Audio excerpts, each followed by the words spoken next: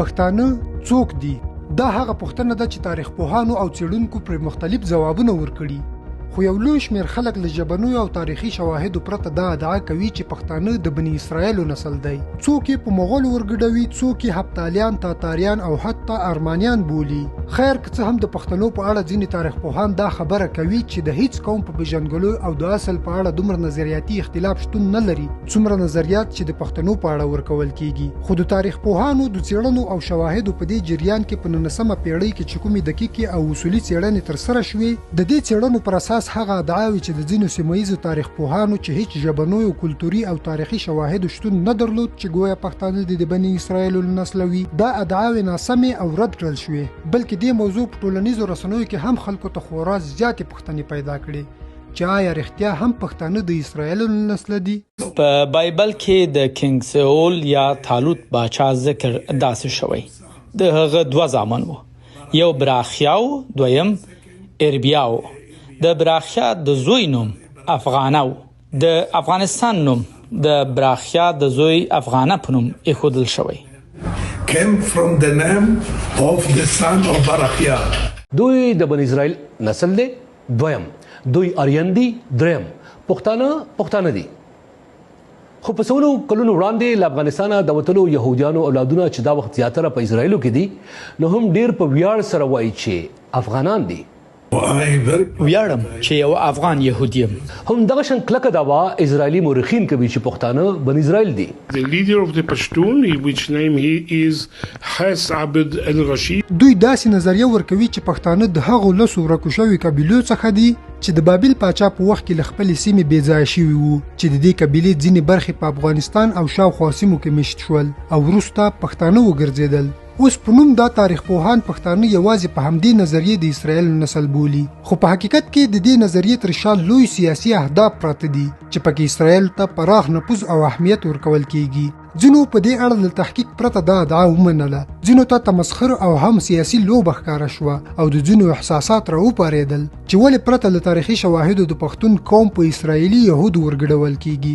اوس بیرته هغه پوښتنې ته راځو چې ښه نو اوس پښتانه دي څوک او د پښتونولۍ سرچینه له کوم ځایه او وخت اخیستل شوې ده؟ په دې اړه لومړی په 19مه پیړۍ کې اروپایي او سیمه ییزو تاریخ پوهانو او په ځانګړې توګه د پښتنو مشهورو برتانوي پیژندونکو الکساندر برینس او ایچ ډبلیو بیل لخوا په افغانستان کې تاریخي څېړنې او مطالعې وشوې چې په پایله کې پښتانه په اساسي شواهدو د دې سیمې اصلي او لرغوني آریایان وبلل. آریایان یو لرغونی قوم وو چې له میلاد یعنی د عیسی علیه السلام د پیدایښت څخه 1500 کاله او له نن څخه شاوخوا 3.5 کاله د مخه د افغانستان، ایران او هند په شاوخوا سیمو کې مشت وو چې د زردشتي دین پیرویان وو او د پیړیو په اوږدو کې بیا هم تر بودایي دین پورې ورسېدل. دوی په تاریخي او ژبني لحاظ د هند او اروپایي ژبو کورنۍ سره تړاو درلود. نن ورځ د آریایي اصطلاح په تاریخي او ژبني څېړنو کې د هغو قومونو لپاره کارول کیږي چې د افغانستان، هند او ایراني ژبو او کلتورونو سره تړاو لري. پښتو ژبه د لرغوني هند او ایراني ژبو کورنۍ برخه ده چې په لویه کې د هند او اروپایي ژبو کورنۍ پورې تړاو لري، خو د دریو واړو ژبو د پیړیو په تېرېدو سره مسلسل بدلون موندلی او ارتباط یې د آریایانو له لرغونو ژبو سره مستقیم تړاو ښیي. د دې ترڅنګ د پښتنو رواجونه هم د آریایانو د لرغونو کلتورونو او عنعناتو سره ورته دي. نه یوازې دا بلکې په افغانستان او شاوخوا سیمو کې موندل شوي لرغوني آثار هم لکه د زابلستان او باختر تمدنونه د آریایانو د تمدنونو سره مستقیمه اړیکه لري. دا سیمې په تاریخ کې د آریایانو د میشت ځایونو په توګه پیژندل شوي دي. د ژبنیو تاریخي آثارو او کلتوري شواهدو وروسته د پښتنو په اړه جینیاتي یا ډي ان اے څېړنې هم له کال 2000 څخه تر 2010 پورې ترسره شوې. دا څېړنې د بېلابېلو نړیوالو پوهنتونونو او څېړنیزو مرکزونو لکه د هاروارډ او سټانفورډ پوهنتونونو لخوا ترسره شوې چې هدف یې د پښتنو د جینیاتي جوړښت او اصلي ریښو معلومول وو. څېړنو وښودله چې پښتانه په جینیاتي لحاظ هم له آریایانو او د جنوبي آسیایي قومونو سره نږدې اړیکې لري، نه له سامي یا یهودي قومونو سره. یعنی د اسرائیلو سره د پښتنو اړیکه یوازې په بې ثبوته نظریو او مذهبي افسانو ولاړه ده، نه په علمي او تاریخي شواهدو. د پښتنو او پښتو ژبې ریښې ډېرې لرغونې دي چې تاریخ پوهان یې له آریایانو سره ګنډلې بولي. که څه هم د پښتو ژبې دقیق منځته راتګ وخت روښانه نه دی، خو د ژبپوهانو او مورخینو په باور پښتو ژبه له میلاد څخه شاوخوا 1500 کاله او له نن څخه شاوخوا 2520 کاله د مخه په لرغوني افغانستان او شاوخوا سیمو کې شتون درلود.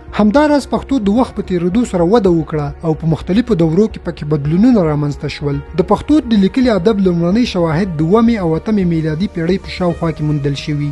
د لرغونو آریایانو لخوا د افغانستان په شمال او جنوبي سیمو کې باختر او د زابلستان تمدنونه رامنځته شول. د باختر مرکز د بلخ ولایت هغه لرغونې سیمه وه چې د فعال تجارت او کلتوري تبادلو یو لوی او ودان مرکز ګڼل کېده. زابلستان چې اوسنی زابل او د زابل شاوخوا سیمو ته ویل کېده، دا سیمې هم د آریایانو د اوسېدو لپاره د مهمو ځایونو په توګه پیژندل کېدې چې د پیړیو په اوږدو کې مختلف بدلونونه ولیدل. پښتانه په دې دور کې لا هم د همدې قومونو یو برخه وه چې د ساسانیانو په واکمنۍ کې هم د افغانستان او د اوسني پاکستان سیمې تر واک لاندې وې. د یونانیانو او کوشانیانو له امپراتورۍ نیولې بیا تر هفتالیانو پورې پښتانه د سیمهییزو لویو قبیلو په توګه موجود وو او د خپلو کلتوري او سیاسي هویت ساتلو لپاره هر ډول قربانۍ ته تیار وو. له میلاد څخه 313 کاله دمخه سکندر مقدوني چې د یوناني امپراتورۍ مشر وو، د امپراتورۍ په خپل اوج کې د نړۍ شاوخوا 50 سلنه برخه نیولې وه چې له یونان څخه پیل او تر مصر منځنی ختیځ ایران، افغانستان او هند پورې غځېدله. کله چې سکندر مقدوني افغانستان او د اوسني پاکستان سیمو ته راغی، د پښتنو قبایلو له سخت مقاومت سره مخ شو.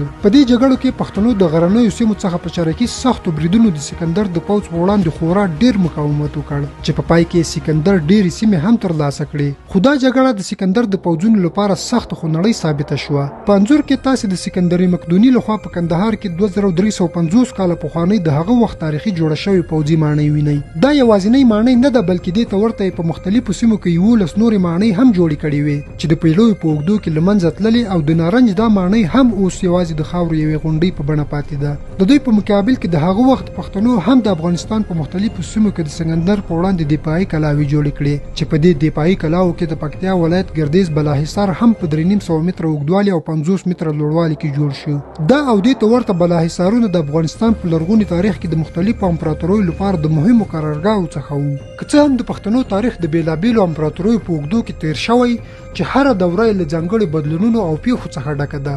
خو غواړم چې دا اوږد تاریخ په لنډ ډول وړاندې کړم. د امپراتوریو او قومونو ترمنځ په دې اوږدو کې پښتون قوم تل خپل کلتور، ژبه او هویت خوندي ساتلی. له سکندر مقدوني سره په جګړو کې د اسلامي فتوحاتو په وخت کې د اسلام منل او د بیلابیلو واکمنیو په وړاندې پښتنو تل د ازادۍ میړانې او سرښندنې بیلګې وړاندې کړې. د خپل غرونو په څیر کلک او د خپل عزت او ننګ په خاطر د پښتنو قوم په هر دوره کې د تاریخ د زړورو میړنیو او سرښندونو قومونو په سر کې راغلی.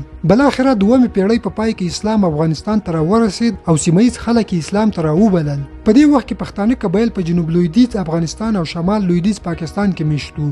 اسلامي فتوحاتو د پښتنو په کلتور او دین لوی اغیز وکړ او دوی د اسلام دین ومانه. همداراز له 9مې پیړۍ څخه تر 11مې پیړۍ پورې د غزنویانو په دوره کې پښتنو خپل هویت لا زیات ښکاره کړ. د غزنویانو امپراتورۍ په وخت کې پښتانه جنګیالي او حاکمان په سیمه کې لا زیات مشهور شول. سلطان محمود غزنوي د پښتنو ډیری قبایل د خپل پوځونو په واسطه خپل کړل. خو د غوریانو لخوا په کال 1180 کې د سلطان محمود غزنوي امپراتورۍ له منځه یوړل شوه. که څه هم سلطان محمود غزنوي یو مشهور او پیاوړی واکمن وو چې د خپل واکمنۍ په اوج کې لوی فتوحات رامنځته کړل، خو امپراتورۍ له مړینې وروسته کمزورې شوه چې په کال 1180 کې غوریانو د غزنویانو وروستۍ پلازمینه لاهور ونیو او په دې توګه غزنوي امپراتورۍ پای ته ورسوله. د پیړیو په اوږدو کې د غوریانو امپراتورۍ له منځه تګ او مغول واک ته رسېدل. بیا په 15مه او 14مه پیړۍ کې د پښتنو یعنې د لودیانو او سوریانو واکمنۍ هم د هند تر ډیلي پورې ورسېده. په داسې حال کې چې د مغولو پوځونو هم په ډیرو سیمو کې شتون درلود، خو د لودیانو کورنۍ لومړی مستقبل پښتون پاچا بلول لودي د ډیلي سلطنت ترلاسه کړ او وروسته شیرشاه سوري د سوري کورنۍ بنسټ کېښود چې دوی هم په هند کې واکمني لرله. دا لړۍ د پښتنو د سیاسي واک د زیاتوالي یوه لویه دوره وه. خو په 14مه پیړۍ کې یو ځل بیا مغول واک ترلاسه کوي، خو د مغولو سره د پښتنو ترڅنګ برتانویانو هم جګړه پیل کړه. په دې وخت کې د پښتنو مشهورو مشرانو د خوشحال خان خټک سربیره د پښتنو هویت، ژبې او کلتور په وده کې مهم رول ولوباوه.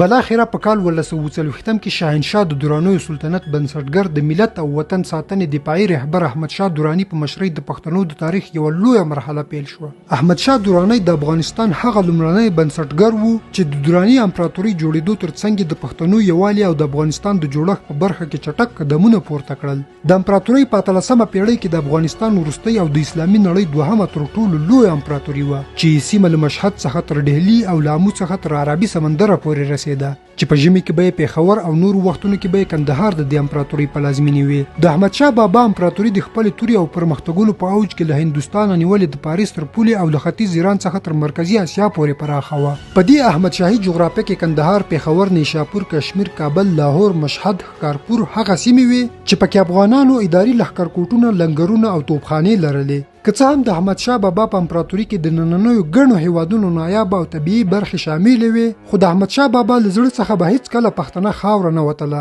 او د دې خاورې په عشق کې به ډیر وخت شعرونه لیکل. که هر څو مې د دنیا ملکونه ډیر شي، زما به هیر نشي د پښتونخوا د غرو سرونه. احمد شاه بابا د افغانستان یو داسې بنسټګر و چې د شعرونو ترڅنګ میړنیو کارنامو، فتوحاتو او سیاست باندې کتابونه ډک دي. هغه په تاریخ کې نه یوازې په خپلې بېسارې میړانې او زړورتیا د وخت لویو قوتونو په وړاندې بریا ترلاسه کړه، بلکې د خپل پوځ هوښیار مدیریت له لارې پراخې سیمې هم تر خپلې ولکې لاندې راوستلې. خو نوم یې په اسیا کې لا زیات شهرت هغه وخت خپل کړ کله چې د 1914 کال د پانیپت په جګړه کې د هند مرهټه ځواکونو ته په یو ستراتیژیک ډول نه هېرېدونکې ماتې ورکړه چې په ټول اسیا کې د بابا د پوځي زړورتیا نښه وګرځېده او د خپلې امپراتورۍ بنسټ یې داسې پیاوړی کړ چې تر ډېره وخته نوم او قدرت په سیمه کې د افغانانو د ځواکمن مشر په توګه یاد کړ.